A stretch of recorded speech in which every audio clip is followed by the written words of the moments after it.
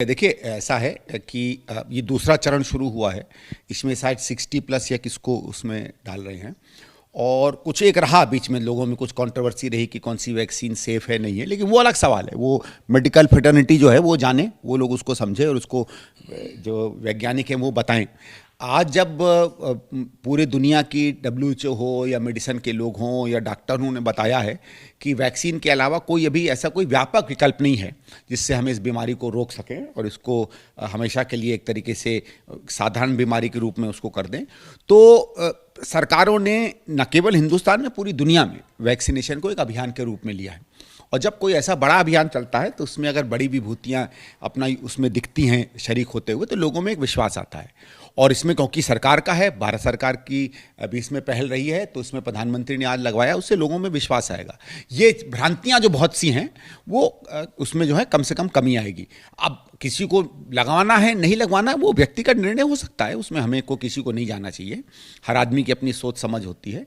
लेकिन ये ठीक है, ये बल्कि वही नहीं, मुझे लगता है कि जहाँ जहाँ राज्यों में राज्य सरकारें इस बात को बढ़ावा दे रही हैं, वहाँ के मुख्यमंत्रियों को अगर लगता है कि सेफ है, उनको सेफ मतलब उनकी अपनी जो भी मेडिकल हालत है उसके हिसाब से उन लोगों को भी लगवाना चाहिए, तो इसमें पब्लिक में कॉन्फिडेंस आएगा। सर, आप इसकी मेरिट की बात कर रहे हैं, दूसरी तरफ आपकी पार्टी के दूसरे सीनियर लीडर्स हैं, अधीर रंजन चौधरी कह रहे हैं कि चुनावी है, एक केरल की नर्स है, एक पुडुचेरी। नहीं, वो तो है ही, वो बात देखो, वो तो बिल्कुल सीधी बात है। पहले क्यों नहीं लगवाया? नहीं, और दूसरा, इन नर्सों को दिखाने की क्या जरूरत है भाई? नर्स का कोई कैरेक्टर वो होता है, पहचान होती है, नर्स नर्स है।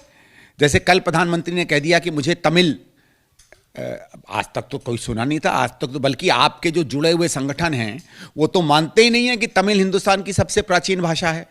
वो तो कहते हैं हर चीज़, वो तो प्राकृत को भी नहीं मानते, केवल संस्कृत को मानते हैं। और आप देखिएगा, एक सेंटेंस तमिल बोल के प्रधानमंत्री एकदम पलट गए, उसके बाद सीधे संस्कृत पे बोलने लगे, बल्कि उनसे भी एक शब्द से ज़्यादा बोला नहीं गया। संगम लिटरेचर इतना बड़ा लिटरेचर है, तो वो तो सीधी बात है, वो तो बिल्कुल ही एक चुनावी चीज़ थी। और इसमें मैं कहूँगा प्रधानमंत्री जी से भी, मैं तो एक नागरिक हूँ, आप बात सुने ना सुने, वैक्सीन जैसी बड़ी प्रक्रिया में आपको इस तरीके का नहीं करना चाहिए। कहीं से नर्स हो नहीं हो उससे कोई फ़र्क नहीं पड़ता है, और सबको मालूम है ज़्यादातर नर्सें कहाँ से आती हैं, लेकिन उसका भी एक कैरेक्टर बदल रहा है।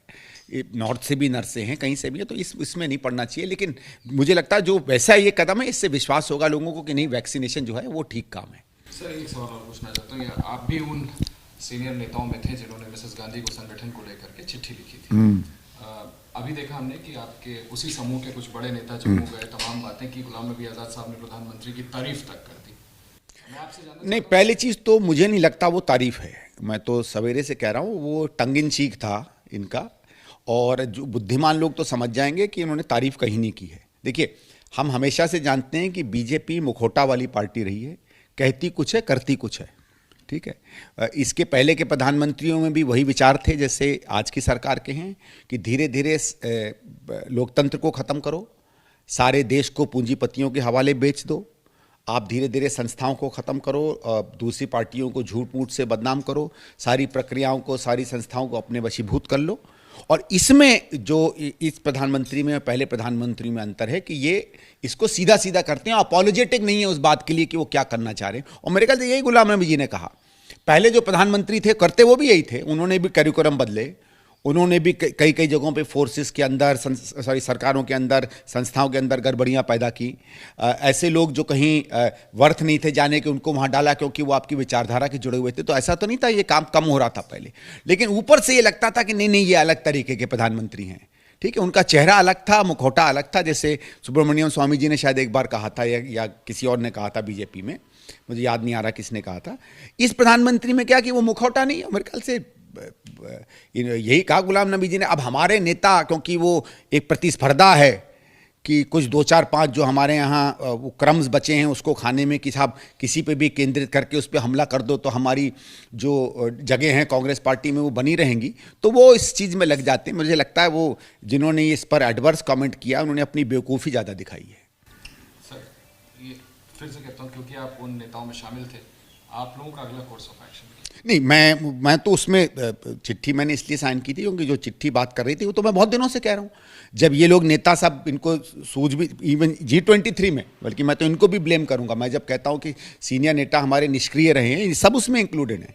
हमें ये सब एक्ट तो 2016, 17, 18 से शुरू कर देनी चाहिए थी, बल्कि 19 के एकदम बाद।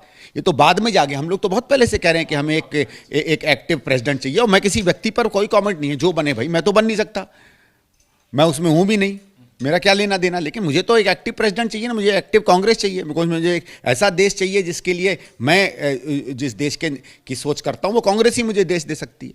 तो मैं तो इनसे कह रहा हूं कि ये कोई ये ऐसा नहीं है कि हमने इसमें इसलिए साइन किया। लेकिन हाँ, ये लोग, मुझे लगता है कि एक इनमें अब ये भावना बन रही है कि हमें थोड़ा ज़्यादा एक्टिव होकर, ज़्यादा चीज़ों में ज़मीन पर आकर, ज़्यादा क्रियाशील होकर अपनी बातों को कहना चाहिए कि कहीं ना कहीं हो सकता है कि कांग्रेस की कामों में और कदमों में अंतर आए।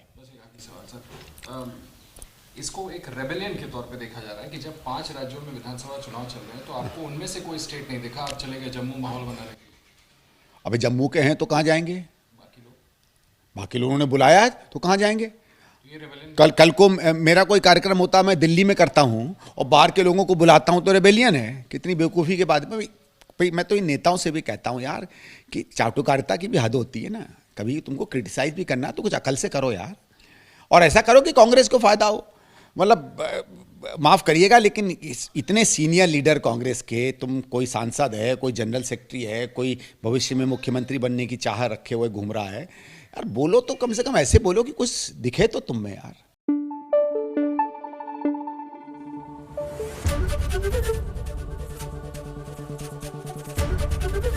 एबीपी न्यूज आपको रखे आगे।